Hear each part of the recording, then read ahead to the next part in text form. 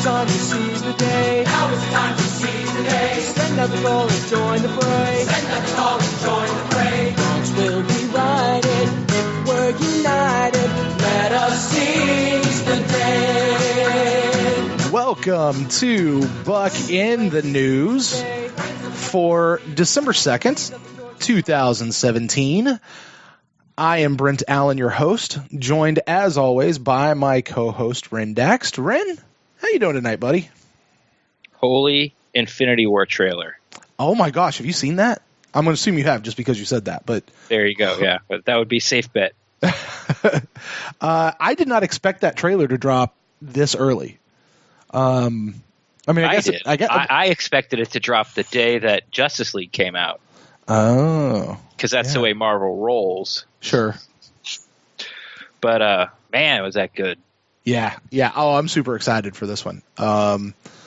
This certainly. I mean, getting to Infinity War feels like the culmination. I mean, we've invested 10 years now in Marvel movies and keeping this thing going. Really, to get to this spot, this is what it's all been pointing to. Yeah, but honestly, I didn't really realize that. I thought it was all pointing to Avengers, and then once the first one came out, we started getting this these Infinity War, mid-cut, or what do they call it? Mid-trailer scenes, end trailer scenes, yeah. And I was like Thanos. Oh Lord, here we go. So since then, for sure. But yeah, this is. Is there even another phase? Kevin Feige, I think is how you pronounce his name. He's the guy over Marvel. He had said that everything after this Avengers movie is they're kind of it's like they're almost rebooting the whole thing. Like they're going with the next generation kind of thing. So what we probably can expect is several of the main Avengers and the current people we've been talking with, like either dying off or retiring or something of that nature. Because they'll be. So it's going to start over with Iron Man and just recast it. It would be whatever who the next generation of Iron Man is. So. Which I don't know. Yeah, if you follow, I don't follow comics closely. But there's been a few people that have been Iron Man. Yeah, the next phase, I guess, of Marvel is supposed to really focus on the newer, younger guys. So it's going to be more Peter Parker and, like Black Panther and kind of the next torchbearers, I suppose. So. It should be interesting to see. However, we are not here to talk about Marvel Infinity War. Ren, we are here to talk about our beloved Tampa Bay Buccaneers. And more specifically, we're here to talk about kind of all the news and everything that we heard coming out of One Buc this week.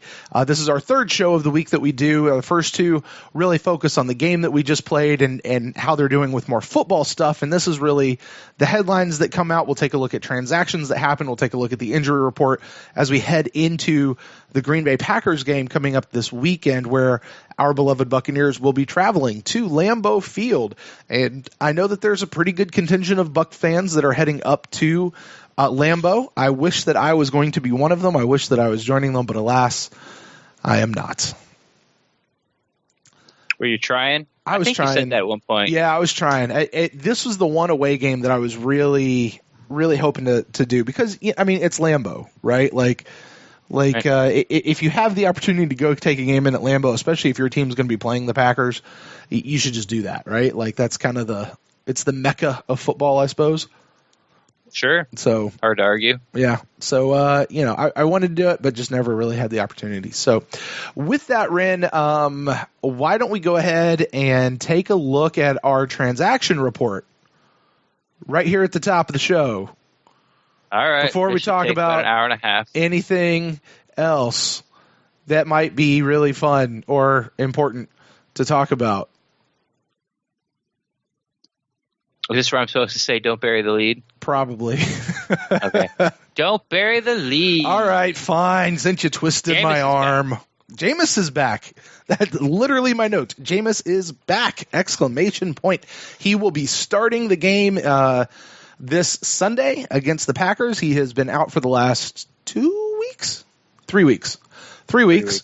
And, apparently the PRP injections have taken and done their job, and Jameis is back. Yeah, platelet rejuvenation plasma, or rejuvenated plasma. Mm-hmm.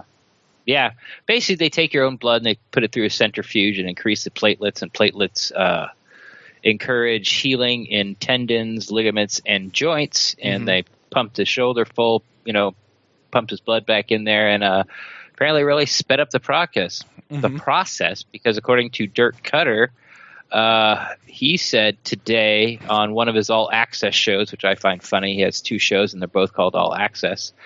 I think it's like All Access with Dirk Cutter and then Dirk Cutter All Access are the 2 shows. But the one that he sits down with about 4 minutes for Scott Smith, he actually said, his shoulder is fully healed, which was the first time I heard that. Yeah.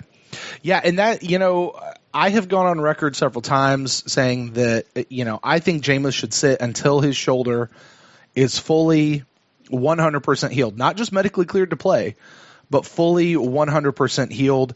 A lot of the Buck fans that I've been interacting with, a lot of the Buck fans that I've been seeing on social medias, even some of our friends in the media and fellow podcasters out there, one of the things I keep hearing from people is they keep saying there's no way his shoulder is better. There's no way that it's better. Look, Ryan Griffin, he took this long to get better. Shoulders are tricky things. It's his throwing shoulder. There's no way that his shoulder is better. What do you think? Not the same injury, and none of them are doctors. This really bothered me. Yeah. I'm sort of over it now, but if we would have had this podcast like Wednesday or Thursday, I would have been flipping out and calling people dumb and idiots, and you don't know what you're talking about.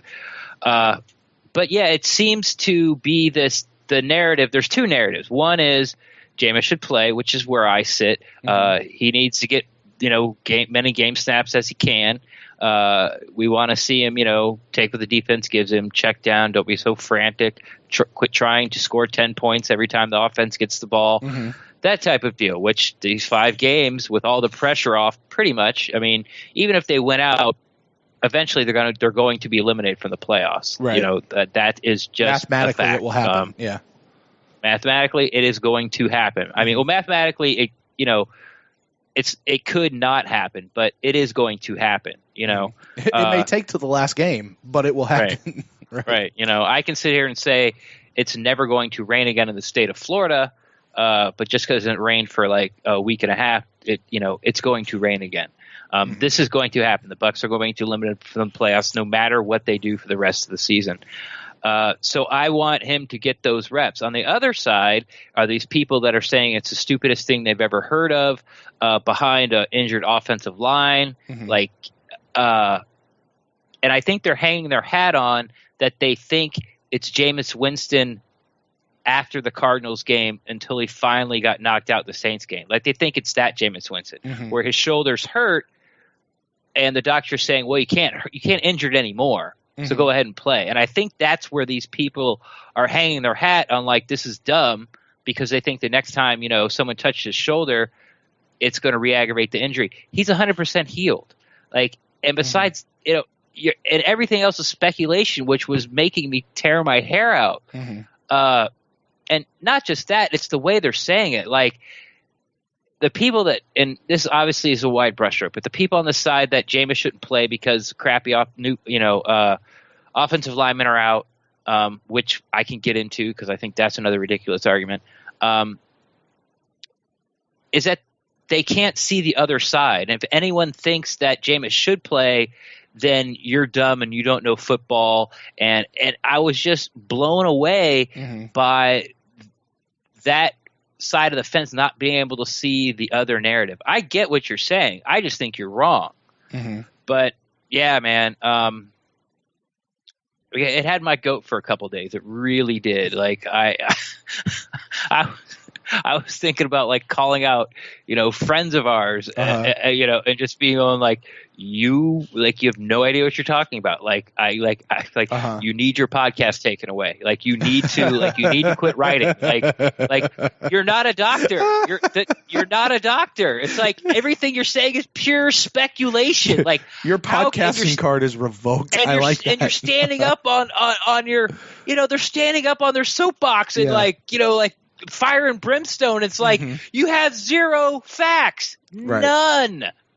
And and this is the way it is. And if it's not, it was like bordering on fascism. It's like you guys are crazy. So anyway, yeah, Jameis is back. So Ren, just for clarity, this is Tame Ren who's a little bit over it. Like if we had done this back on Wednesday, Ren? This is Tame, like Tame Ren. Oh, yeah. I thought you were trying to say Team Ren. No. Tame. This is Tame Ren. What we're getting right now. Yeah, if we'd done this on Wednesday, this might have been a little more amped, huh? I was so hot about it, and it's his throwing shoulder. It's like Cutter's playing him to save his job. Cutter has no decision if he plays or not. None. It's the doctors. He has right. Right. He has no decision in it whatsoever. I do not get it. I don't. There's nothing you can tell me that is a good reason for Jameis to sit. Yeah. There's not. I will say you this. Try. Yeah. Would you like to try? No, I'm not, because I am 100% full bore on your side. And I will go back to the very first statement that you said. You say that because you're scared. No, I'm not. I will say that. If I'm scared, it's just I'm scared of my wife. But I will say this. Nobody talking is a physician. And not only that, nobody talking is a physician who is examining Jameis. Like whether you have a podcast, you have a website you write for, whether you're just a super Buck fan who's on Twitter and Facebook and Instagram and Snapchat and whatever those things are, you have a voice, you have an opinion, all of that's fine, all of that's valid. Just remember, and this is the thing that gets me about everybody when I keep saying no way people say, no way his shoulder is healed, no way this and no way that, and you can't tell me this, and he's best 75% healed. You're not a doctor. You're not examining his shoulder, so you can't say that. And truth be told, Ren, you're not a doctor. You can't tell us that his shoulder is 100% healed. The only thing that we can go on is what they have told us coming out of one Buck. Cutter is not a doctor. He can't tell us that it's 100% healed. This is between Jameis. He can because the doctors have told him he's 100% healed. Exactly. And so Cutter is relaying that information along with whoever else watched that video. Fantastic. And that's what we have to go on. And that's the information that Cutter is going to use, and that's the information we're going to use. And I go back to my statement that I've said for weeks now, that if Jameis is 100% good to go, then he needs to be back out on the field whenever that is, whether it was this year or next year. And if they're saying that he's 100% good to go, I can't negate that in any way, shape, or form. I could believe it. I could not believe it. Fine, whatever. But I actually do happen to believe it. I've looked into this PRP thing, and it's actually really cool. I would dare say Ryan Griffin maybe did not have that for his injury. Yes, he did not have a strained AC joint. Yeah, so that certainly accounts for the. What about Andrew Luck? Whatever. I get here, and here's still the thing. Not the same injury. I understand why people are nervous and upset, but the truth is you don't know. You don't actually know what's going on with the thing, so we can only go with what they're telling us. And they're telling us that he's 100% healed. And I'll say this too, Ren. There is not one football person, and by that I mean a former player, a current manager, a current GM, a current former anybody who has ever been involved in the NFL who have said anything different than Jameis Winston is your quarterback. When he is healed and healthy, he comes back to play. That's just what happens, right? Yeah. It's why people go, oh, when the game gets out of hand, let's just talk about a regular season game. When the game gets out of hand and we get into garbage time, you pull your starting quarterback. If the ship is going down. And so he doesn't get hurt, and you put in whoever your backup is. No. The only time you pull your starting quarterback is when the game is out of hand for the other team. and you are up 40 points, and that's when you pull your starting quarterback and your starters and give your other guys time. That's when you pull them. But if you're down, no. Your guys play. They're your guys. You play them. And, Jameis is back. And Jameis playing is a completely separate conversation than, Ali Marpet and Dotson from the offensive line, arguably our two best offensive linemen, are now out on injured reserve. Those are two completely separate conversations. And you wouldn't... And just as dumb. Yes. Jameis is back. Jameis is playing. I'm glad to see it. Now, here's my question. And I just want to throw this out as a... because this entered my head, and I'm pretty sure that I know what you're going to say, and I'm pretty sure you're probably right. But they said Jameis is starting. That doesn't necessarily mean Jameis is playing all 4 quarters. Or does it? What do you think? Is there possibly a plan that Jameis goes out, they'll let him play the first half, and then, they'll sit him and bring in, one of the other guys? No, not at all. No, they're there. They are there to win games, all of them. People that have the uniform on, and people are standing at the sidelines, and people in the front office. Yeah. Everybody everyone's there to win football games. Now, if Jameis in this 5-game stretch, twists an ankle, and the Bucs have lost, say in game 3, he twists an ankle, and they lost to the Packers, and I think we have Detroit next. Yeah. Lost to the Packers, lost to Detroit.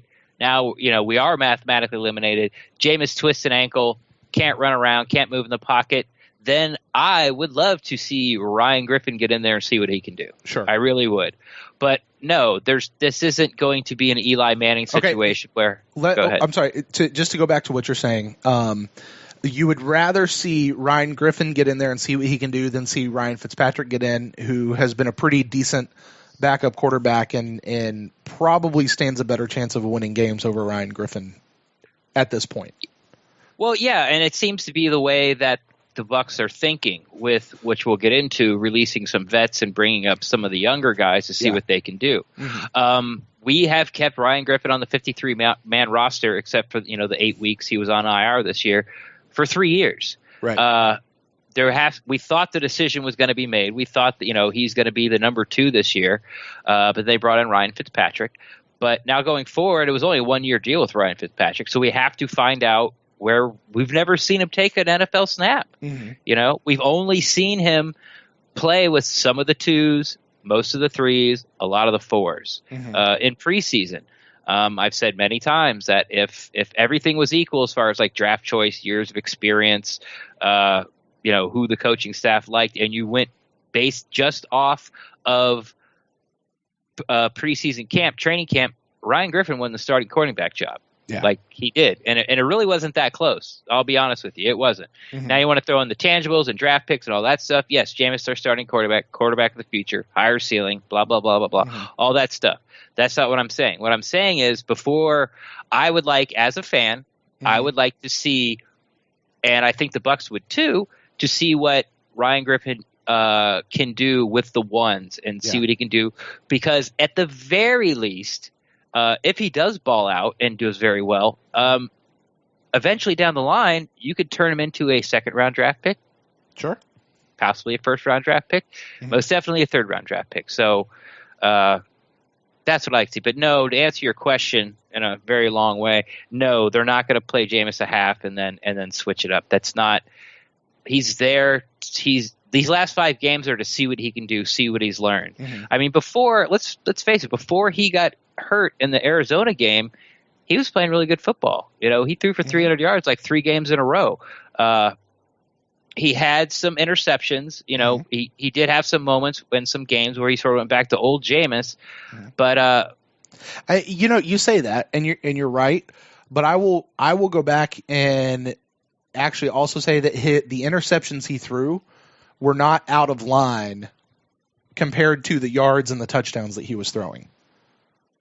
Yeah. Does that make sense? If you throw so many times, there are eventually going to be some interceptions. His interception to pass ratio wasn't terrible. It wasn't out of line. It really wasn't. So, yeah. So he's back. He's going to play. He's probably going to play all 5 games. Eventually, I would like to see Ryan Griffin in there somewhere, sometime. Don't really care what it is. I would not. No, that's not true. I would wait. I would like to wait to see. Wait till the Bucs were officially mathematically out of the playoffs. But honestly, I don't think it's going to happen. I think Jameis is going to play these 5 games, and we're gonna. And I think he's going to play well, and I think we're all going to be salivating at the bit, just like we were at the end of last year. So let me.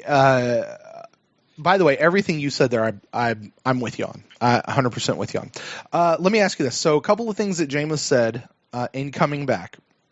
He said in his press conference that it was an eye-opening experience. Right. Didn't really elaborate on that a ton. Wasn't asked follow-up. Right. So. It might be unfair of me to ask you to speculate what he means by that, but what do you think he meant by that? Oh, as an eye open, like what did he learn? What was it? What was it? What do you? Yeah. Well, he was asked the question like what he learned from watching Ryan Fitzpatrick, and he said like he basically had the way he carried himself, which I've interpreted hopefully how to sort of be calm all the time. Right. Jameis's leadership style is rah rah in your face. Let's go. We've had many talks, narratives about does Jameis get too amped up before games? Big games, the Patriots game or primetime games. You can go back to the Rams game his rookie year. We got into a fight. You can go back to the Sunday night game against Dallas where we had a real shot at making the playoffs if we beat the Cowboys. Gets a personal foul because he goes after a defensive tackle. So you have sort of this narrative. I hope that watching Ryan Fitzpatrick was, doesn't matter what's going on in the field. He's the same guy. Right.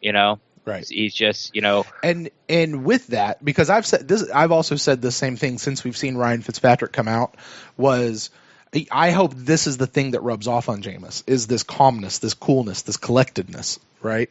And I'm with you. I 100% hope that that's what that is, and I love it. Gives me great hope that is a big piece of it, considering what he said there of just his demeanor, because not only does Jameis come out and get so amped up, it gets everybody else around him amped up, versus you turn around and see when the quarterback is calm and cool and collected, the way that rubs off on the rest of the guys around him.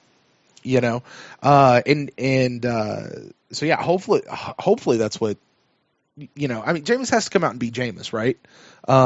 We don't want him to come be Ryan Fitzpatrick, but whatever that looks like for Jameis to be that calm guy, who's the same, who's just steady. And I don't necessarily need him to be calm and steady. I mean, most of the quarterbacks in the NFL aren't that rah-rah guy, but there have been that some quarterbacks that were hot under the collar and were still, Hall of Fame quarterbacks. Dan Marino was one who always seemed to be yelling and screaming. Phillip Rivers, he runs hot and cold all the time. So there are some very good guys. There could be more, but those are two that's popping in my head. So I'm not saying that he can't be a good quarterback if he's not a rah-rah guy. I'm just once the game starts, personally, and that counts for nothing, I would like to see just more of a more even keel, quarterback out there. Nothing fit. Poise is not a word we hear a lot when we talk about Jameis Winston. You hear intangibles and leadership and all that sort of thing, but I would like to see more poise from him. There you go. I'll take that word. All right. One more thing on Jameis before we jump into the rest of the content we have for tonight. And certainly this has taken up half of our show, and rightly it should. In terms of the allegations and everything that is surrounding Jameis right now, Jameis said that he has no fear about being suspended and that he thinks he'll be fully vindicated when everything comes out. Now, the other side of this, and this is, again, something that I hear on a lot of the podcasts out there, I see a lot of the writing out there, that people are saying that Jameis will probably be suspended for at least X amount of games because the NFL doesn't have to have a conviction. They'll, Roger Goodell's suspension happy, so he'll hand down some sort of suspension. It might even be lessened on an appeal, but there'll still be some sort of a suspension that we have to deal with.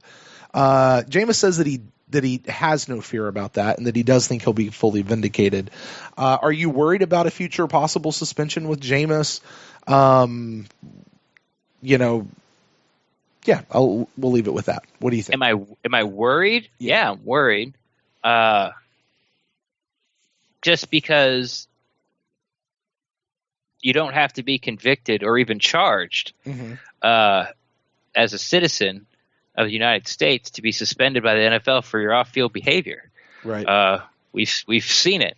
Now you see 6 games floating around a lot. I think that's way too high. If you held a gun to my head just to be on the safe side, I would say yes, he's going to be suspended, but I really wouldn't believe it. I'm thinking 1, maybe 2 games, but I would not be shocked if this sort of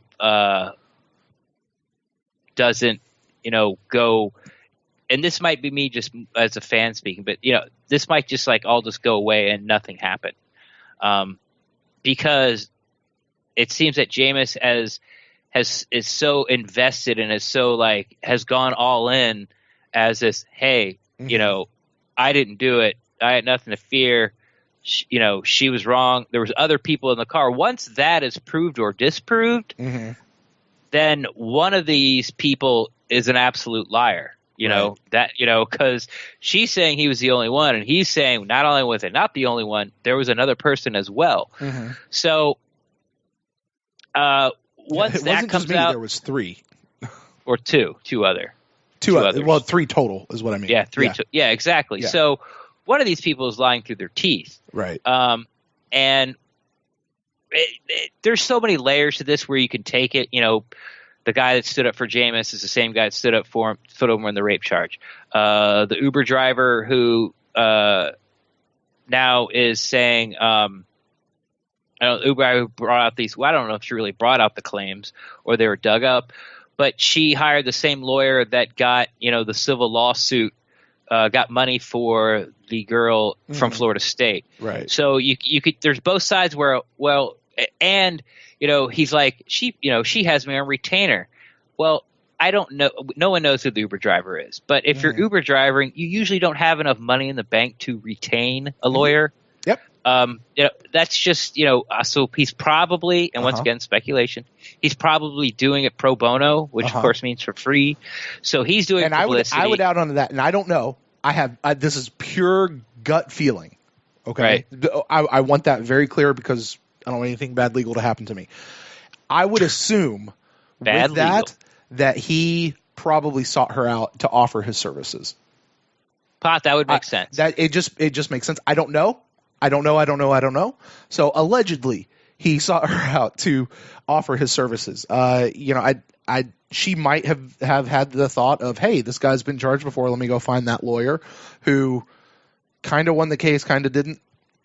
Got her money, got a settlement. Yeah, so she might have. I would assume that it's probably this lawyer who, by the way, he specializes in these kinds of cases. It's not just he's a guy who does wills and divorces and got hired to do this other case. This is something he actually specializes in. So I would assume, I'm with you, Ren. I 100% think he's offering this for free or for $1 or something like that, and probably that he sought her out is my assumption. I don't know that, but that's just a guess on my part. Yeah, we're speculating, like you said, but all of that makes sense. Where smoke the fire the paper trail, follow the paper trail. But both sides have question marks where you're like, huh, sure, and then the other side you're like, huh, so. Once again, once we find out whoever's lying, if we ever do, I think it just could easily go away as no suspension, as in it could go away as in 1 or 2 games. 6, I think, is outrageous. And I think 4 is too much as well. If he is going to get suspension, I would say 2 games, then he appeals it and he gets 1. If anything happens at all. Sure. But, what the hell do I know? Yeah, I mean, if it winds up the way that I hope it winds up, at most his suspension would be that 1 or 2 games, maybe because he didn't tell. Kind of that Tom Brady thing. He didn't do it, but he probably knew about it. Like, so because he didn't tell and he knew, like, that would be the only way that I could really see that coming down. I don't know. It's not like he's hiding his cell phone or anything. It's true. I mean, I don't think as a person, once again, I'll use the phrase citizen of the United States. No, I don't think you have to go to your employer because your Uber account got suspended. Right. Especially if you think it was false. It's I'm not running my boss and letting him know that. First off, it's none of their effing business. Mm-hmm. But obviously in the NFL, it's a different story because Roger Goodell is all about maintaining the image of the Shield. Mm-hmm. And that's why these players who have never officially been convicted of a crime get suspended because you've given the Shield a black eye. Mm-hmm. So we'll see. Now, here's the thing. As far as being worried about a suspension for me, you can't worry about it until it actually happens. It just doesn't do you much good. So, to me, I'll worry about it when it comes down. Probably won't happen until next year, maybe even late in the year next year, which, by the way, if the timing of that works out to where it's really late and he winds up having to serve this, let's say we're on a playoff run or something, towards the end of next year. And that happens, that's just going to piss everybody off. And no, it won't be that long. No, it's not that complicated. I just want it to have to come out yes or no before the draft. Yeah. That's sort of my cutoff date. Sure. The sooner the better. The sooner the better, absolutely. But sooner now and the latest, absolutely, before I start causing a ruckus, which will, change absolutely nothing, would be if we go into draft day and we still have this, investigation looming over our organization. Sure. So with that said, Jameis is back. Bucs fans, you can rejoice, and I'd even go so far as to say you should be rejoicing. Our quarterback is back. 5 games or not, playoffs or not, he's back. It's going to be good to get him back on the field. And if you're worried about him, here's my take as far as re-injuring his shoulder or whatever, especially, it's going to be hard ground up there in Green Bay. Well, not really. It's going to be 45 degrees. That's not exactly frozen tundra. Like the forecast is 45 degrees on Sunday, guys. It's going to be okay. It's not frozen at all. Yeah. You can't freeze anything at 45 degrees. There you go. It just can get a little cold. So a little wet, a little cold. That's it. But Jameis, as far as I understand it, Jameis is back. He's healthy. He's 100%. He's at no more risk for getting injured than he is when he goes out to play any other game. So if you would get to this part of a season with the record being what it is and the playoff hopes being what it is, take injuries off the table. If you would pull Jameis Winston next week or this week, you would have a very bad argument, but at least I could talk to you on that level. I find it very difficult to move forward with this based on the injury. Yeah, and that's what it's all based off of, the injury. And now the offensive line, which is another let's get to that, Ren. As we'll take a look. Well, I'll tell you what. We started with headlines. Let's finish out the headlines piece real quick, and then we'll jump over into transactions. Okay. The only other headline that I had, so if you have anything else, please feel free to bring it up, was something that Scott Smith wrote an article on Buccaneers.com, and the guys at Pewter Report also mentioned this in one of their 5 things we learned from One Buck today, which, by the way, I find that series of articles that they do very helpful for just condensing down what's coming out of One Buck every day. But they had an article. Basically, the gist of it was just saying, playoff hopes are all but gone, and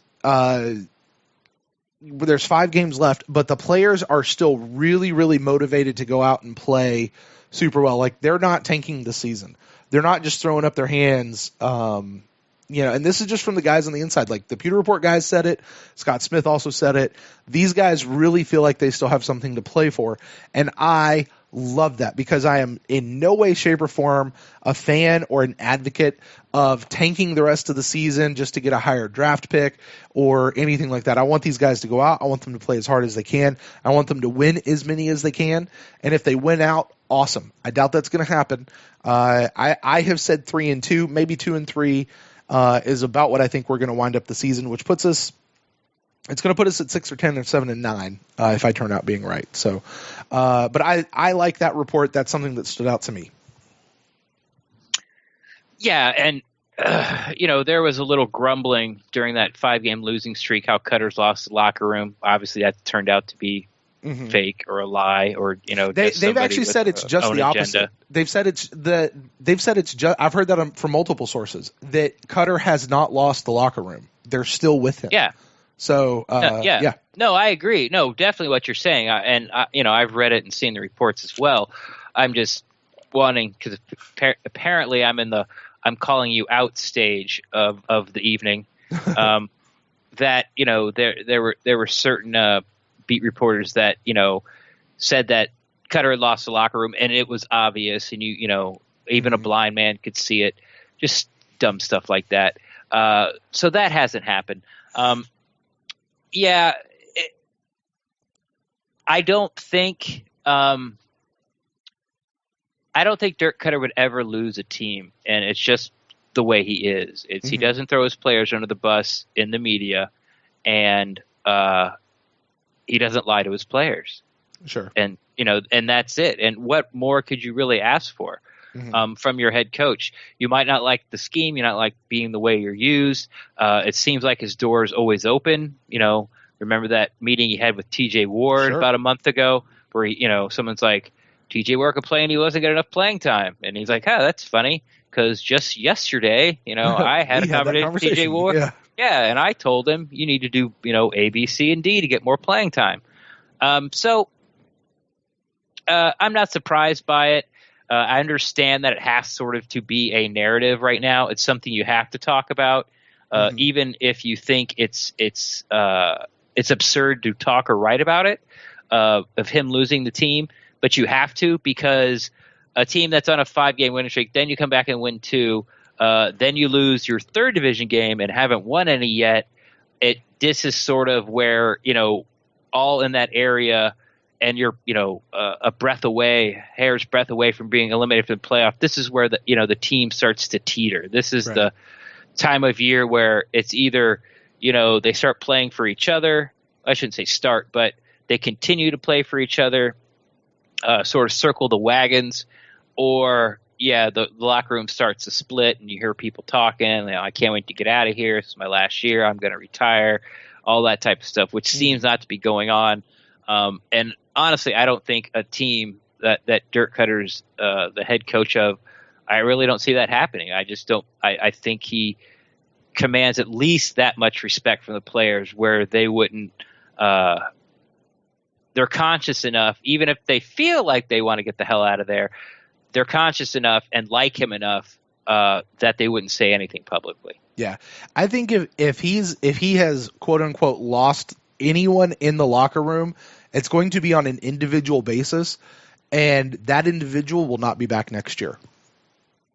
And I don't even know. I'm not even pointing fingers at any particular individual. I'm just saying, I agree with you. I don't think he's going to lose the team. There may be a person or two that had an individual that has something, and that would be a person who just doesn't return next year, because they're going to know that. The staff is going to know that, and if you're not in the team, if you're not here for the team, we'll find a way to replace you. So that's all I had as far as headlines for this week. Ren, did you have anything else before you want to move on to transactions? Though a lot of these transactions are going to be headlines. So. Yeah, exactly. And that's you're right. Yes, there are a lot more headlines to talk about, but they all fall under the transaction part of the show. Mm-hmm. So you just want to move on there? Oh, sorry. Yeah. Okay. I thought that was understood. Yep. Great. Just asking for clarity. All right. Well, we'll start off. We'll kind of go in date order. Earlier this week, the Buccaneers, in a surprise move, waived Darryl Tapp, Luke Stocker, and a guy off our practice squad, David Rivers, that we had signed last week. Little surprising that they would waive Darryl Tapp. I thought he came in. He played okay. He had a sack, in a game the other day. I don't know what his snap count was, or how particularly well he was grading out, or anything like that. He wasn't a guy that I saw a ton of, but I also didn't hear anything really super negative about him. Obviously, the big surprise here, though, being Luke Stalker, Right. that they actually pulled the trigger and waived him after having inactivated him for a couple of weeks in a row. Your thoughts on this whole thing with these three guys? Well, these two. One, really. Okay. Well, the Daryl Tappan I'm not really surprised at because we'll get to who, they brought up after that. And I found this really interesting, something I didn't know, but this might be something you'll see during this week from year after year after year, at least from the Jason Light Buccaneers. If you have a rookie or someone who doesn't have any games counted, has no time accounted being accrued for an NFL year, as far as eligible at the practice squad, you know how that stuff goes. You can play you can be on the active roster for 5 games, and that doesn't accrue as an NFL year. Huh. Okay. So they released Daryl Tapp, bring up a young kid to the active roster, and he can play. He can be on their active roster all 5 years, but that doesn't count. All 5 games? Sorry. Yes, thanks. All 5 games, and that doesn't count as an accrued year for him. Now, Luke Stalker, as you said, they inactivate. He was inactive the 2 weeks prior. I think the reason they didn't just outright release him right away is because he was inactive at the expense. Well, I guess Anthony Auclair was active at the expense of Luke Stalker, and they had 2 games to watch Auclair. Now they've seen him. They're like, okay, he is what we think he can be, or is on his way to think he can be. He responded well to the situation. He's taking his chance and grasping it with both hands, so to speak. Now we can release Luke Stalker. I think if Anthony Auclair would have came in those 2 weeks and just fell right on his face, he would have been back to inactive. They would have kept Luke Stalker for the rest of the year. But he has played well enough to make Luke Stalker expendable. And even though he played a lot of years for the Buccaneers, and I think every single person I've heard talk about him has called him a glue guy. Sort of your 7th, 8th man on the NBA bench. The guy that does the dirty work, the unsung hero, whatever you want to call, sort of will never be a star on any team guy, but he's absolutely necessary for the team to function. That's Luke Stalker. So he'd been a Buck for a long time. I talked about he might not make the team in training camp because he just can't get any separation. Yes, he's an excellent blocker. But we talked about, we got O.J. Howard, who that seems to be, his specialty is run blocking. Anthony Auclair, who the Bucs probably were interested. We're going to probably draft him in the 7th round, but O.J. Howard fell to the 1st. We're extremely happy to get him as an undrafted free agent. And they got him because of his blocking, and he is more athletic than Luke Stalker. And it's just basically a changing of the guard. It's an upgrade. And I don't have a problem with it. Yeah, I'm going to say something that might get me tar and feathered by some of those who've been around the Bucs for a while. Or in this podcasting community or whatever.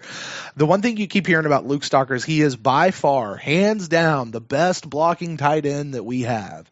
And if you knew that Allie and DeMar were going to go on injured reserve, we'll talk about that in a minute, then why would you release your best blocking tight end who kind of serves as a 6th lineman?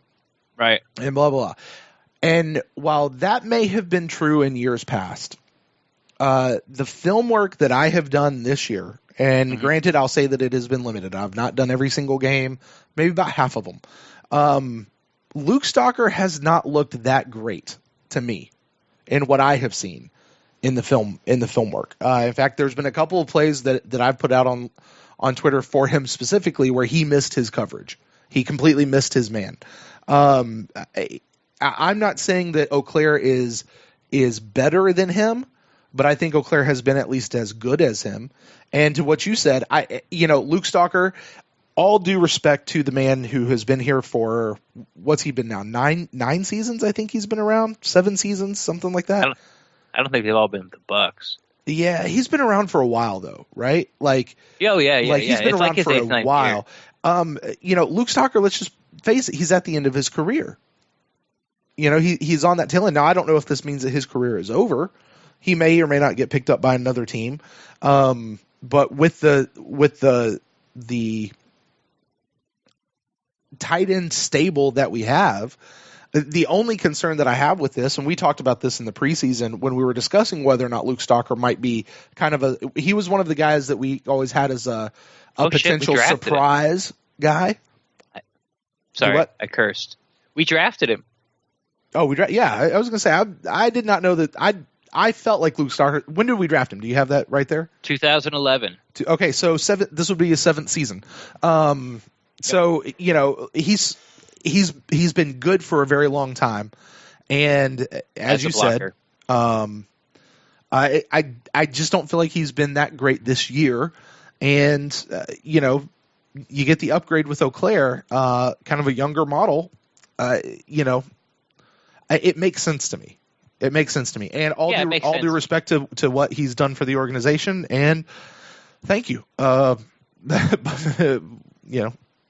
Come sit with us in the stands now, I guess, or something. I don't know. Thanks. But it makes sense to me. It just makes sense to me. The Darryl Tapp thing, like I said, that one, and I feel about that a little bit like I do us releasing a practice squad guy. Like, yeah, okay, okay. You weren't really a Buck anyway. No, yeah. For a couple games anyway. That was a little mean, but yeah. Oh, wow. You went there. All right, so there is that transaction which happened on the 28th, which was Tuesday, I want to say. Wednesday had a ton of transactions going on. Kicking off with probably the biggest news, and this is probably the biggest headline in and of itself. The Buccaneers placed Ali Marpet and DeMar Dotson on injured reserve, ending their season. Some people said the Ali Marpet experiment is over. I don't necessarily agree with that. It was on Joe Bucs Fan. I don't think the experiment's maybe the experiment's over and they went, great, he's good, we'll go back to him next year. They've seen what they need. I wouldn't call the Ali Marpet. I've never thought that Ali Marpet moving to center was an experiment. It wasn't. It was a planned thing that they were. They told you the day he was drafted, he was going to center. Exactly. God. He has a 6-week injury, and there's 6 weeks injury floor, and there's 5 weeks to play. Yeah, you can't hold a roster spot for him. Right. So those two guys are gone. That now brings in, as far as the offensive line, Ren, that's going to give us Holly, who's going to be our center. We've got Donovan Smith, who will be the left tackle. We've got Kevin Pamphile, who starts as our left guard. We've got Sweezy. Well, I'm just saying, I'm kind of going through it. We got Sweezy, who's our right guard. We've got that open spot at right tackle. We've got Evan Smith, who's been doing this weird rotational thing, though he was in concussion protocol. He's cleared. Is he cleared? Cool. So Evan Smith, and then we also have Caleb Beninock as well. Because we only run 7 offensive linemen on a game, and 2 of our guys just went down. So, and we didn't sign anybody to the active squad for offensive line this week. So, who else does that give? That gives us Leonard Wester, right? Yeah. And he is a backup tackle. Beninock kind of does a swing tackle guard thing. And Smith is obviously a center/guard. So, with that said, what does the offensive line look like now, Ren? Going left to right, it is going to be Donovan Smith, Evan Smith, Joe Hawley, J.R. Sweezy, and Kevin Pamphile. Bunch of guys from IHOP. Hey, don't take the 2-year starter that we had at center. Oh, by the way, when Joe Hawley was starting center, Jameis Winston never got injured. Let's take the guys that are basically been co-starters at guard, put one of them at guard, and swing the other one out at tackle. Oh, by the way, run for your life. By the way, that guy killed. Right. By the way, that guy that we're going to swing over to tackle, who is the starting guard, who's been kind of in this weird rotational thing, you've told us the entire time he is our first backup tackle. He's the first option to the backup tackle. Now, that said, throughout the course of the season, when DeMar's gone down, or I think Donovan might have had to come out, they didn't kick Pamphile out there. They brought in Caleb Beninock. They brought in, some of these other guys. So, and that is kind of, I think we talked about it on the show a few times when that happened, of going, now, wait a minute, I thought Pamphile was our was our backup Right. tackle. Why are these other guys in there and not Pamphile scooting over? Especially if he's going to be playing this weird rotational thing with Smith. So I agree with you. That's the way I'd like to see it go down is Donovan Smith, Evan Smith, Joe Hawley, Sweezy, and Pamphile. Oh, by the way, Sweezy this past game was not his worst game as a Buccaneer. I'm not saying that he's a great guard and that all is forgiven. I'm just saying it wasn't his worst game as a Buccaneer. And then we see Kevin Pamphile over at right tackle. Though it wouldn't surprise me, Ren. Would not surprise me at all if it was actually Caleb Beninock and then Pamphile and Evan Smith were still doing that weird rotational thing over there at left guard. But I'm with you on that. And I'm real interested to see, our friend Derek from What the Buck, he came on the show last week. I think it was last week, maybe 2 weeks ago. And he had a really great line. I wrote it down. I don't have it in front of me, where he said, sometimes the best individual 5 guys on the line are not the best group of 5 guys on the line. And Right. While the 5 guys we've had out there, 5.5, 6, whatever, might have been, the best individual guys, I think we can still say that this is – I don't know that they're the best 5 cohesively. So I'm interested to see a little bit of an offensive line shakeup just to see what happens, I wouldn't be surprised, honestly, that if the Bucs had their best running the ball, even without Doug Martin, just because to see that Joe Hawley, sort of J.R. Sweezy, those two, basically, for lack of a better word, they're dicks on the field. They're dickheads. But they're on your team, so you love them to death. Right. Those guys just sort of get out there and, impose their will and get nasty out there on the feed field. off each other, by the way. That's exactly. Now, once again, I'm not, as a person and, his attitude in the locker room guy, I'm a huge fan of Joe Hawley. But, halfway through the third quarter, fourth quarter, he just wears down. So it'll be something I will be looking for. Unfortunately for, the main narrative that's still not running as hot as it was last year is the Doug Martin debate. If the Bucs have their best running performance of the year with no Doug Martin, it's gonna churn that whole thing up again. But I'm willing to get into that, on Monday. More than willing to get out on Monday if it means a victory for the Buccaneers. But the way I set the offensive line, I think that's how it's going to be. Don't risk Jameis's life because your 2 best offensive linemen are down. I mean, watch the Washington Redskins game. Kirk Cousins been running for his life since week 2. Russell Wilson in Seattle has been running for his life for 2 years. Right. So don't give me this crap about Jameis is going to get hurt. I just never mind. I'm not going to get down that road again. And here's the thing that I'll say this with all these changes that we have happening, none of these people that we're bringing in are guys who are off the street who are new to this team. These are all guys who've been here. They've been here since the preseason. They've all been here since last year. And they've all started in the NFL. Evan Smith started 2 years as a starting center in Green Bay. Yeah, and he started a year here as a starting center. Yeah, it's just like, I think we're fine. I think we're not okay. rolling out 4 Leonard Westers. Right. I'm okay with. I hate seeing Allie and DeMar go on injured reserve because certainly DeMar has been having a career year this year, and Allie being at center, it's a new spot for him, all that kind of stuff. I think he's actually been doing okay. I just hate that. I hate to see anybody get injured, but I'm not overly worried about our offensive line. However, it is something to definitely watch come Sunday. Keep an eye on that. With that, Ren, there were 4 other signings on Wednesday to the active roster that we'll run down real quick. The Bucs promoted off the practice squad Alan Cross, Bobo Wilson from Hard Knocks fame, and defensive end Patrick O'Connor, who we signed just a couple weeks ago to the practice squad. And then we also brought back cornerback Daisy Olotoye. So those guys will be joining the active roster this week for the Buccaneers. Any thoughts on these guys? Well, we all know what Alan Cross is. When we let go of Luke Stocker, we brought him up to give you tight end depth. He plays that, tight end, blocking tight end / fullback. Right. Deji, he's probably a candidate for. He might be a candidate. No, he's not. Sorry. He's brought back for depth as well. Vernon Hargraves is going to miss another game, where I know we haven't got there yet because of a hamstring. Bobo Wilson, it's time to see what he can do. Dirk Cutter said he's matured a lot. Went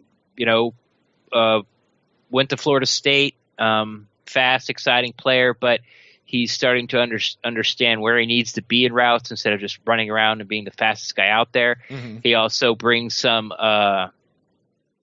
juice as far as the return game. I'm not sure. I don't think we'll see him there, but also special teams, especially maybe as a gunner, because we do have some injuries to some of our traditional gunners. Sure. And then Patrick O'Connor, all I really know about him is what Dirk Cutter said. He's a high motor guy. That's sort of his best attribute out of a pretty good smaller school. It's an FBS school, but Eastern Michigan, but they do pretty well. In sort of like in their league. I'm really interested I hope he gets activated. I want to see him at least play because his name is spelled the same as my last name, and that's pretty rare to find out in the wild. Usually if you see an O'Connor, it's ER at the end instead of OR. I never knew that. I would have never noticed that unless you just said that. I'll probably notice it from now on for the rest of my life, though. Interesting. A lot of these guys are reflecting some moves on the injury report.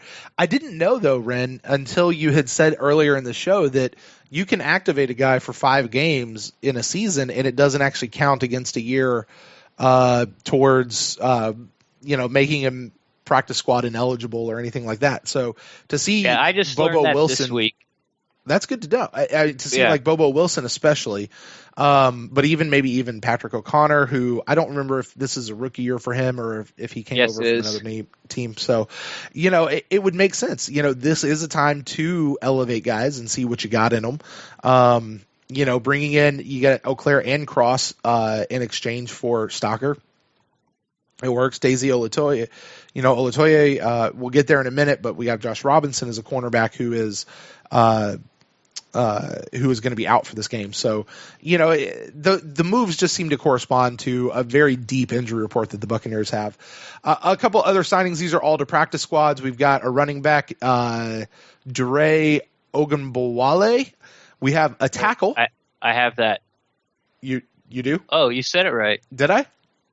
Ogunbowale. Ogunbowale.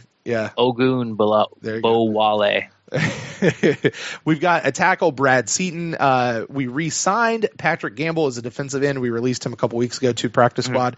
But the other one, and this is probably the big name that came back to the practice squad, was cornerback Maurice Fleming, who was had a great game in the preseason. He was kind of a Hard Knocks. He was a feature of one of the Hard Knocks episodes. He was the one who actually, it was his story that we followed into the training room with the Buccaneers, and he eventually got released with an injury settlement. Well, he is now back. He is back with the Buccaneers, and he is he's at the practice squad. Good to see him back because he certainly showed a little bit of promise anyway in the preseason before he got hurt.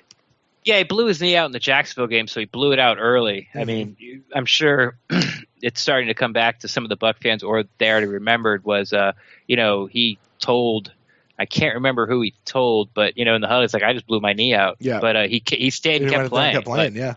He's like – and he made a big catch when he did it. An interception or a big defense or something. He did something on a bum knee. Yeah, big breakup, something on a bum knee. Yeah. Yeah. So you could tell the Bucs liked him. Who knows if he would have made the team or not. He probably would have been a practice squad guy. He just seemed like one of those guys, not that I'm picking on Bobo Wilson, but someone who got it right away. Yeah. Like he understood what this meant, what his chance was. He, kept his nose in the playbook. He, knew that to make the team, it has to be on special teams. Unlike Bobo Wilson, which could have been edited for TV. Maybe 95% of the things out of Bobo Wilson's mouth were positive. Right. They just caught the 5 things where, I'm here to compete, or when he's in the, when he was in the wide receiver room and he just starts, what coverage is this? And he just starts blurting stuff out. Right. And finally the wide receiver coach just yells at him. It's like, I haven't even started to play yet, Bobo. Yeah, they didn't do any favors for him on editing. No, they didn't. They did not. But, like I said, Dirk Cutter always likes to say it's a TV show. So, right.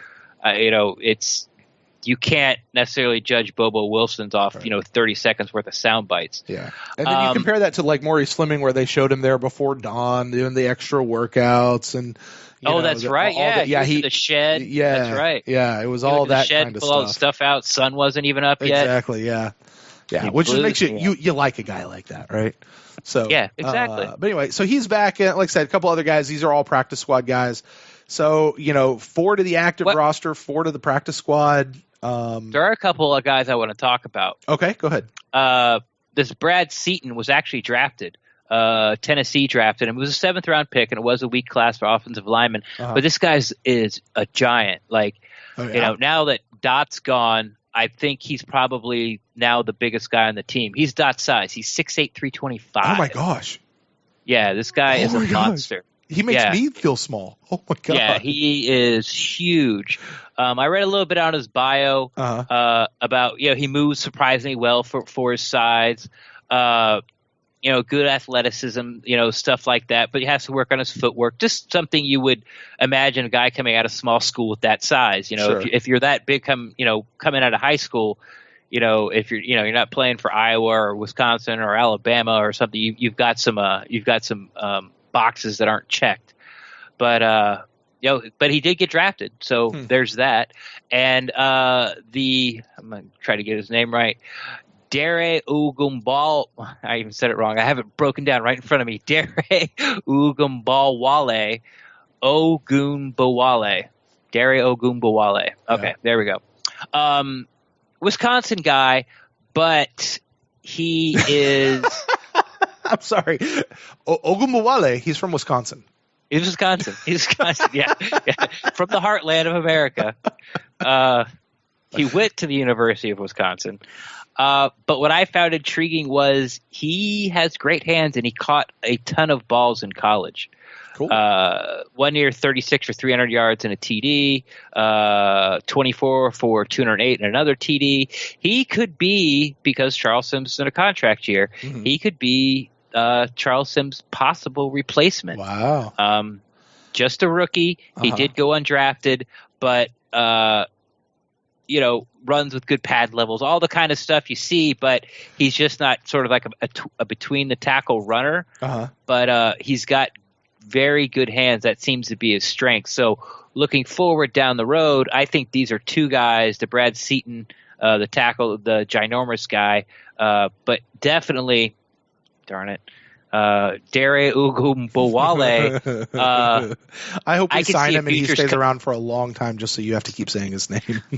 I'll get it. I just need someone else. I just need someone to say it right. Ugumbowale.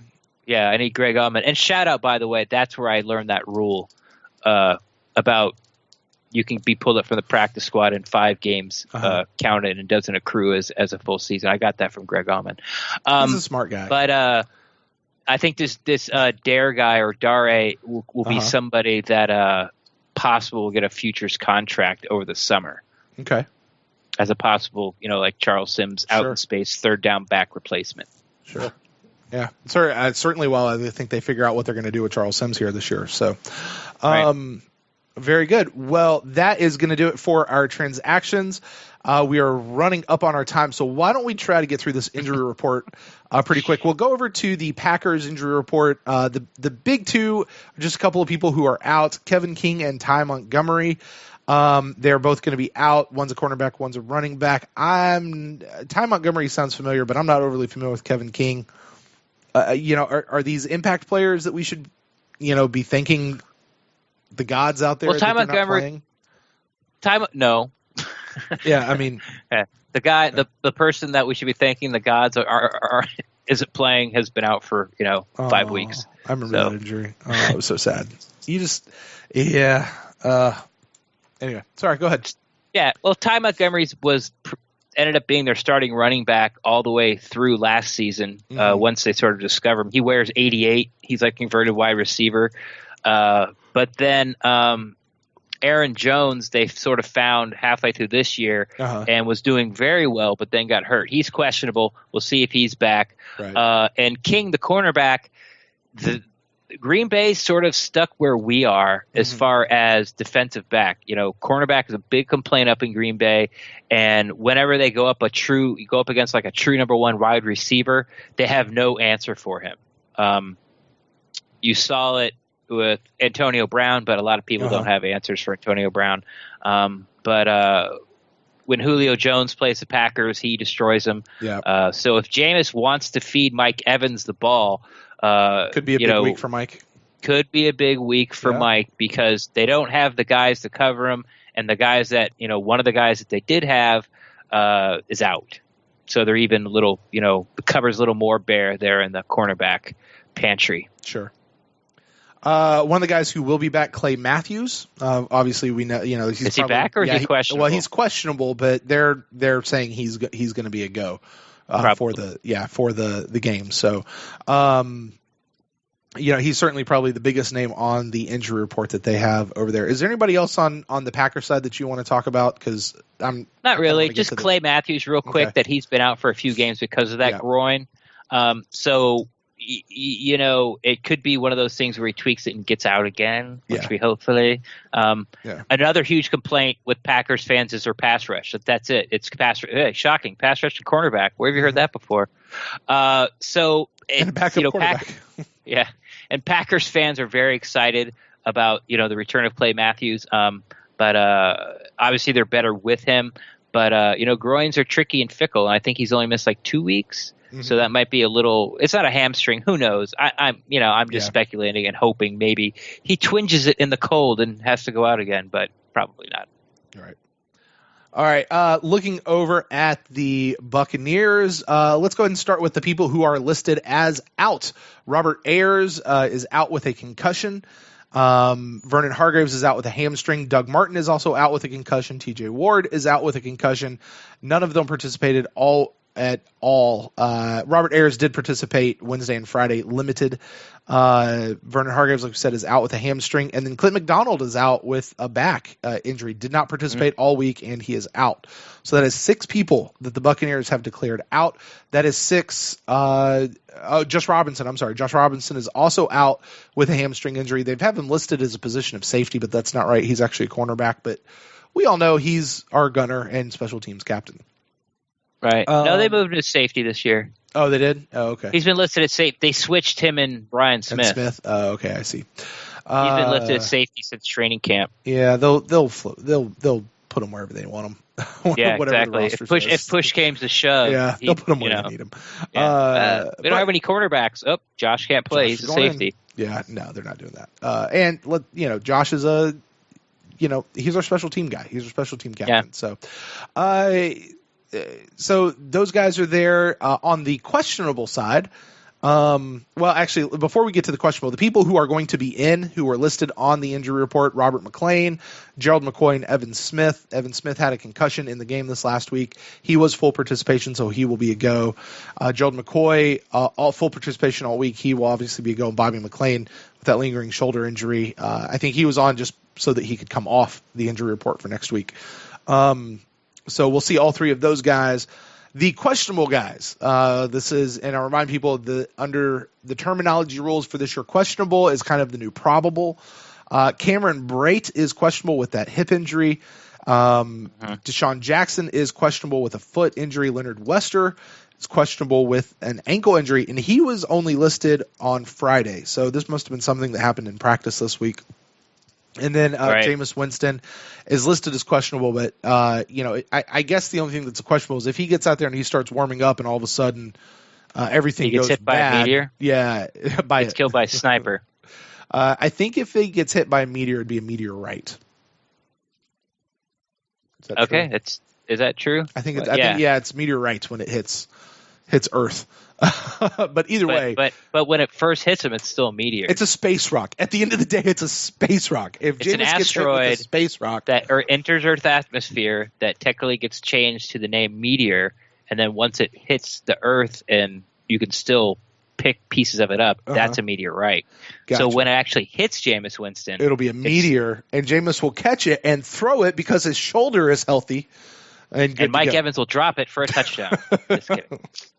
But don't worry, it's going to get called back on a holding penalty on Donovan Smith. Yep. So, there you go. So that's our injury report. Ren, any comments you have on any of these guys? Well, obviously, Jameis Winston's going to play. Right. Dirk Cutter called him the starter. Should we talk about that? I feel like we haven't talked about Jameis Winston coming back this week. Yeah, we need to discuss the narrative if we think that it's a wise idea to bring him back, especially with this beat up offensive line. Right, and in the cold. Mm-hmm. And in meaningless games. Because apparently, if you look at his shoulder, it's going to fall off.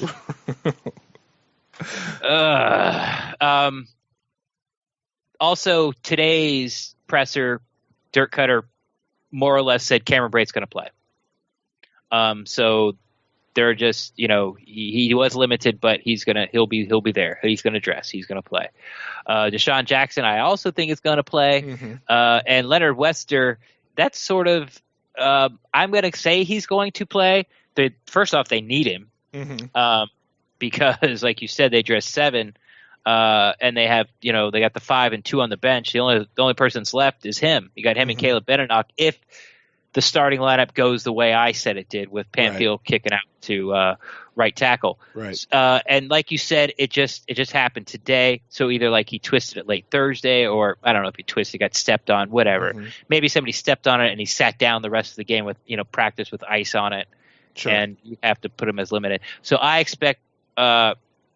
Unless he wakes up, and a spider's laid eggs in it, and it's as big as a watermelon, talking about his ankle, that is, I expect Leonard Wester to dress and be active as well. Sure. All right. Well, with that said, then, it's going to take us to our predictive inactives. Now, this one should be a little bit easier this week, Ren, because we need 7 inactives for the game. Mm-hmm. We've got 6 of them that we already know about. Ayers, Hargraves, Martin, McDonald, Robinson, and Ward, which leaves one person. Who's the magic one person that you think? And this could go in any direction. It can. It really can. Any direction. But there's so many unproven guys. Well, not so many, but there's 3 guys that have been brought up, and there's also not Stevie, the other guy, Silver. Yeah, who has only been. I think he's only been active for 1 game. Right. So you got Patrick O'Connor, defensive end, you got Bobo Wilson, wide receiver, and you got Deji Olatoye, and then you got Silver. So those basically are your 4. Right. So you have 2 defensive ends out. Well, no, we've got Ayers and we've got Clinton McDonald. So we've got one defensive end, and then we've got 1 tackle. One tackle. I think so. I think Salinga's playing. I think Salinga's playing as well. Yeah. Of all those people with 2 guys on the defensive lines out, I think Salinga's playing. And I think that, by the way, that also means that who is the defensive end guy? Patrick O'Connor. I think it probably also means that he is playing as well. Okay, so then it comes down to, do you run or want to run with 4 corners? Or, see, here's the thing. Mm-hmm. Bobo Wilson, I would say right off the top, since they didn't lose a wide receiver, now they're running with 6, is out. Mm-hmm. But with his speed, he might be the guy they want to replace Josh Robinson as a gunner. Right. And that's could be like, maybe a big reason they brought him up. Right. Anytime they're like, hey, why'd you bring up Bobo Wilson? It was, well, he's matured, he's doing all the right things, and he could bring things for you in the special team. I think even Monk had actually said the word gunner. Like he can, someone said, hey, he can return kicks. And he's like, well, he can be a gunner. Right. So if it wasn't, logically, you would think you're not carrying 6 wide receivers, but since we're injured there, I think the Bucs are going to roll the dice and go with 4 cornerbacks instead of 5 like they normally do. Mm-hmm. And it's Deji Olatoye will be riding riding the inactive pine. That's not a bad guess. I believe that's somebody different. Yeah, because I've got something different, and I think it's going to surprise a whole lot of people. And I'm probably wrong, but Daisy Olatoya, when he was on the active roster earlier this year, he was one of the inactives. Oh, so I know what you're going to say. To bring him back could potentially that. The other thing too is when you look at our history of our inactive roster, that we almost always seem to have one of our tight end guys on there, whether it was Auclair or Cross, actually very earlier in the year, or Stalker. So now with Auclair and Cross both on the active roster, it could be one of those two guys, especially now that Stalker is gone. It could be one of those two guys, or won't be Auclair. Or I don't think it'll be Auclair. Or you ready for this one? I am. I know where you're going. I think, and I think you might be right. Or where do you think I'm going? No, I don't want to. I don't want to ruin. You don't want to ruin it? It's going to be one of our quarterbacks. Yep, there you go. And, you're right. And I'm going to throw this out there. Are you going to say Patrick? I think Fitzpatrick. I'm not going to say I think. I wonder if it could be Fitzpatrick. And the reason for that is what you said earlier this week. If something happens to Jameis, if they're going to put in a backup at this point in the season, we want to see what Griffin has. So, to me, then you're not going to carry three active quarterbacks. We've never done that, even though we've had three on the roster. So to me, the most likely person is going to be one of our quarterbacks. And I think, as weird as it might sound, it could be Ryan Fitzpatrick, and it wouldn't surprise me if it was him. I hope it's him. I now that you've said that, I remember thinking about this early in the week, like, hey, wonder what Ryan Fitzpatrick would feel like after going from started or inactive and really done nothing wrong. Actually, played better than anyone probably could have hoped. Sure. So I remember thinking that, like, oh, hey, Ryan Fitzpatrick could be sitting the bench. Yeah, because, hey, maybe Jameis falls on that frozen turf and his shoulder smashes into 1,000 pieces because it's not healed yet, by the way. Did you hear that? I just don't see how it could be healed. It can't be healed. I'm not a doctor. I've never examined it, but I just don't see how it could be healed. Well, I work with an Indian fellow, Dot Not Feathers, and his uncle, who I Skyped with, told me that he has watched some Jameis film. Yeah, but wait. This guy's a gynecologist. I know who you're talking about. Yeah. He might be a doctor, but he's... Hey, he has watched film, and he thinks Jameis has a torn rotator cuff. Remember that Jack Wagon? Yeah. From Stanford? Yeah. Yeah, I've watched the film, and this is what I think. He was a former NFL doctor. He's not currently, not with the team now. Which means he was fired, right? Or something. Or he retired. Or something, yeah. Probably fired because... It makes my narrative better. What kind of cushy job is that? It makes our narrative better. You're hurt. You're hurt. Can you walk on it? Yeah. You feel good? Yeah. You want to go back in? Yeah. He's okay. Like, right. It's not a neurologist. Uh-huh. Anyway. Yeah, I like it, and you know what? I hope it's true. That it's really. Yeah. It sounds so weird. Now here's another thing. And I hope Jameis jams I hope we're up by 28 points and Jameis jams his finger on someone's helmet in the fourth quarter. No. Listen, if we're in the fourth quarter and we're up by 28 points, you better believe Jameis is coming out of that game. You just said earlier that he never comes out. No. Oh wait, you said in the lead. If you're in the lead and you're late in the game, yes, right. Every team does. You pull your starters and you put your other guys in. Every team does that. You don't do it when you're behind though. You just oh my God, he's going to get hurt. He might. But he's Mike Evans might get hurt too. Should we pull him? I hear Devontae one of these David. Offensive linemen, they might get hurt. They might get hurt. Donovan Smith, Frozen tundra. Right, left tackles don't grow on trees, buddy. It's true. Not the best in the league, but the best we got. Okay, got to sit him for the rest of the season.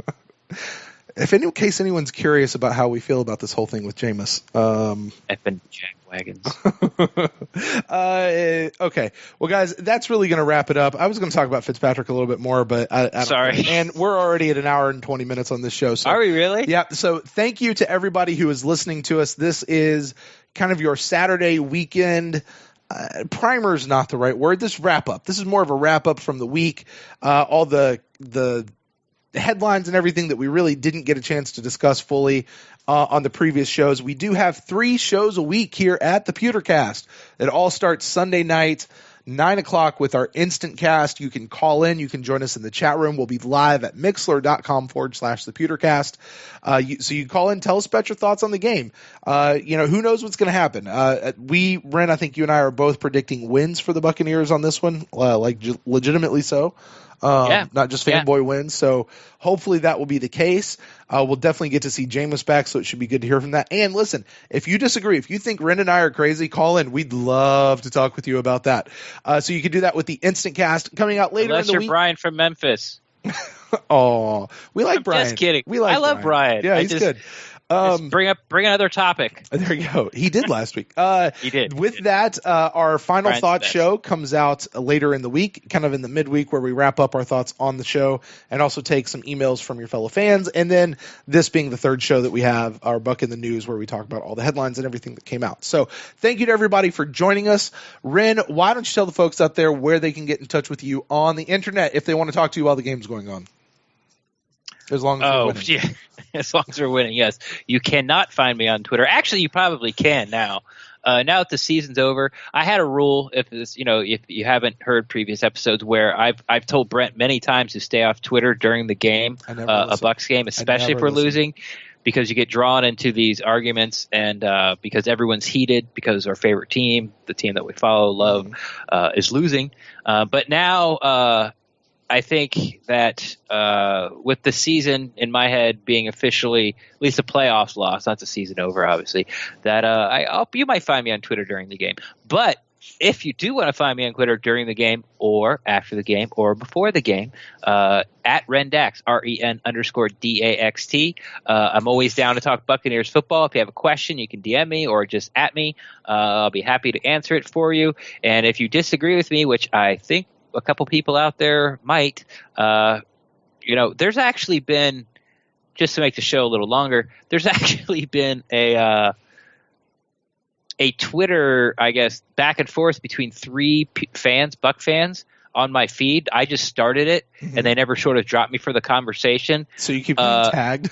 So I keep getting tagged for 3 days about this Jameis Winston thing, and it has gone for full circle. I mean, it's gone. That's why you're pissed off, is because you can't get out of that circle.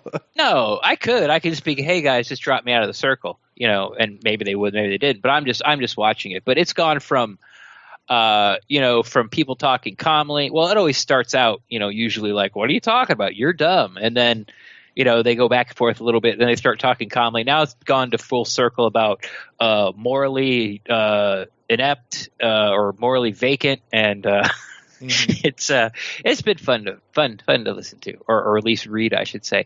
Anyway, having told that very long story, I'll say it again. Best way, Twitter, at Rendax, REN_DAXT. And if you want to get a hold of me, you can find me personally at Brent Allen Live on Facebook and on Twitter. And I'll talk to you about anything you want to talk about. Also, you can get in touch with the show at the Pewtercast on Twitter, facebook.com/thepewtercast, or email us to thepewtercast@gmail.com. We do respond to all forms of feedback. It's one of the more fun aspects of being a part of this Bucs fan community. With that said, guys, we got the Packers coming up here in just a couple days. By the time you guys are listening to this, we got the Packers like tomorrow, or maybe later today, or maybe yesterday. Really depends. I don't know when you're going to get this. Ren, I think this might be our best Buck in the News show ever that we've had in this limited run that we've done this show. But with that, we are going to sign off in the same old fashion that we always do. Packers coming up, and so we say, go Bucs. You just like it when I get mad.